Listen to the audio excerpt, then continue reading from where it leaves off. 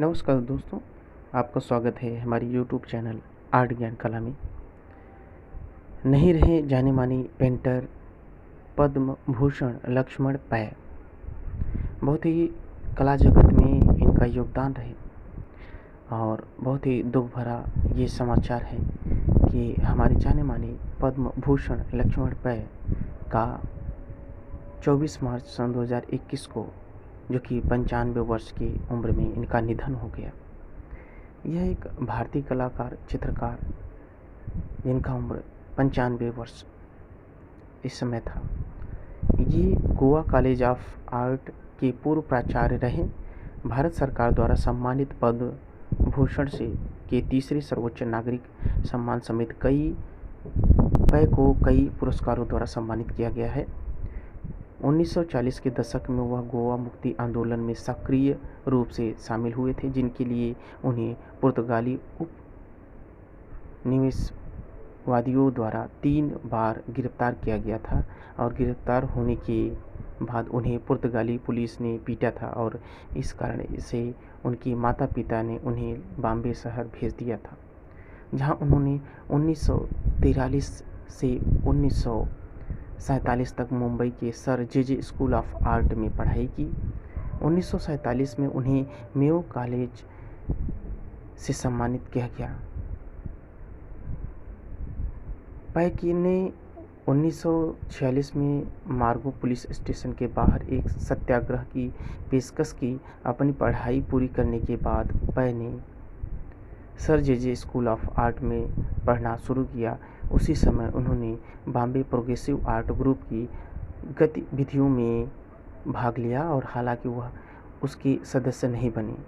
पै याद करते हैं कि एक बार फ्रांसीसी न्यूटन सूजा की एक नग्न पेंटिंग पर बॉम्बे राज्य के तत्कालीन मुख्यमंत्री मोरारजी देसाई ने आपत्ति जताई थी। सू की ये बात साथ पै के जुड़ाव के कारण उन्हें पदावनत कर दिया गया।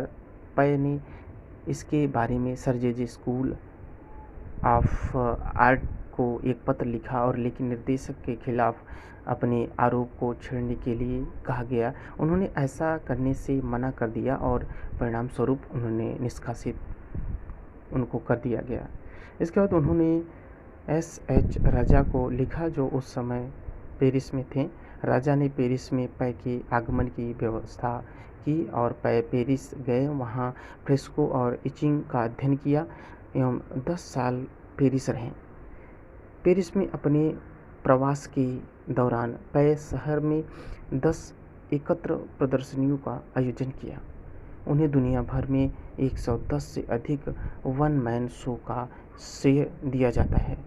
London museum, Munich, Hanover, Stuttgart, New York City, Bremen, San Francisco, Bangkok, Kuala Lumpur, Singapore, Nai Delhi, Mumbai, Kolkata, Goa और साओ पाउलो में उनकी एकल प्रदर्शनी आयोजित की गई। पै ने जर्मनी में रोसेंथल पोर्सलीन कला सीखी। उन्होंने पेरिस, टोक्यो, साओ पाउलो में कई द्विवार्षिक में भी भाग लिया। भारत लौटकर उन्होंने 1977 में गोवा कॉलेज ऑफ आर्ट के प्रिंसिपल पद को संभाला और 1987 तक संस्था की सेवा की। उन्होंने पणजी के अल्टिन्हो क्षेत्र में नया कॉलेज कैंपस बनाने की महत्वपूर्ण भूमिका निभाई। 1947 में 1950 तक पै ने काफ़ी हद तक वहाँ पे गोयन विषयों की और भारतीय लघु चित्रों का अवधारण से प्रेरित किया। उन्होंने शुरुआती कामों में गोवन के जीवन के बारे में बताया और जैसे कि उनके चित्रों से देखा जाता है कि जिसमें जम्बुलिन सिम्बोफेनी मेकिंग की प्रक्रिया को दर्शाया जाता है। पै मिस्र की प्राचीन मूर्तियों से प्रेरित थे। वह पेंट करते थे और वह संगीत भी सुना करते थे। पसंदीदा में कुमार गंधर्व, भीमसेन जोशी, किशोर अमोन शामिल थे। पै उन्होंने पेंटिंग बनाते वक्त भीमसेन जोशी और कुमार गंधर्व के गाने सुनते थे। पै ने भारतीय शास्त्रीय संगीत के विभिन्न रागों पर आधारित विभिन्न चित्रों की भी चित्रण की। उन्होंने कामों में वह संगीत मूड को एक दृश्य व्याख्या देते थे, जैसे कि नोट्स के कंपन द्वारा निर्धारित किया गया। उनकी पेंटिंग श्रृंखला म्यूजिकल मूड्स 1965 भारतीय शास्त्रीय रागों से प्रेरित थे। पै सितार और बांसुरी भी बजाते थे।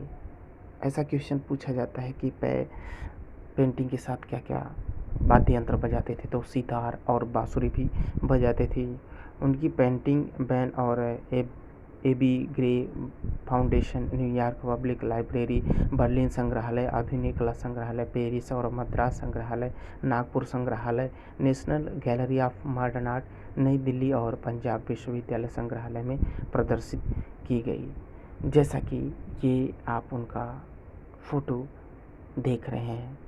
आज बहुत ही दुख भरा ये न्यूज़ है और इनके बारे में आप जितना पढ़ें उतना कम है, और जितना इनका योगदान रहा हमारे देश के प्रति, हमारे कला जगत के प्रति, बहुत ही सराहनीय रहा। उनकी ये पेंटिंग बहुत ही सराहनीय रही। दोस्तों, ऐसे ही बहुत सारे कलाकार हमारे कला जगत से उठते चले जा रहे हैं। उम्मीद करता हूँ कि अच्छे अच्छे कलाकार अपनी सीमाओं को न बांधते हुए आगे बढ़ते चले जाएंगे और कला जगत में एक अच्छा योगदान करेंगे। Thank you.